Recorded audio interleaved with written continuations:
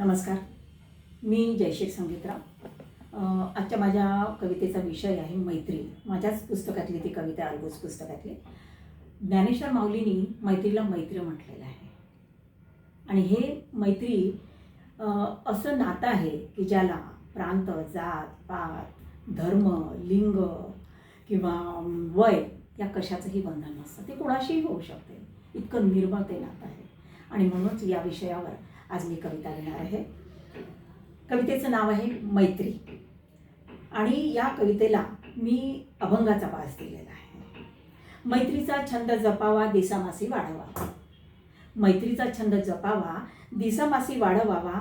आनंद ती तुका मिळवावा, चार धाम पिंचून. मैत्रीचा घ्यावा ध्यास, मैत्रीचा घ्यावा ध्यास, नको लोभाचा हव्यास. मैत्रीचा घ्यावा ध्यास, नको लोभाचा हव्यास. मीतूपणाचा भाव नसावा त्यात. मैत्रीत असावी सखी, मैत्रीत असावी सखी, जी मनास जाणे.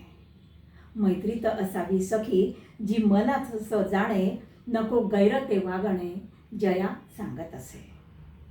महाभारती झाली सखी, ना बांधली कधी राखी. आता इथे द्रौपदी आणि कृष्णाचं नातं आलेलं आहे, जिव्हाळ्याचं नातं आलेलं आहे. महाभारती झाली सखी, ना बांधली कधी राखी. परी भगवंत धावत असे मदतीस. देखुनी तिची व्यथा, देखुनी तिची व्यथा, झाला कृष्ण तिचा सखा. देखुनी तिची व्यथा, झाला कृष्ण तिचा सखा. राही पाठीशी उभा जन्मभरी, राही पाठीशी उभा जन्मभरी. धन्यवाद.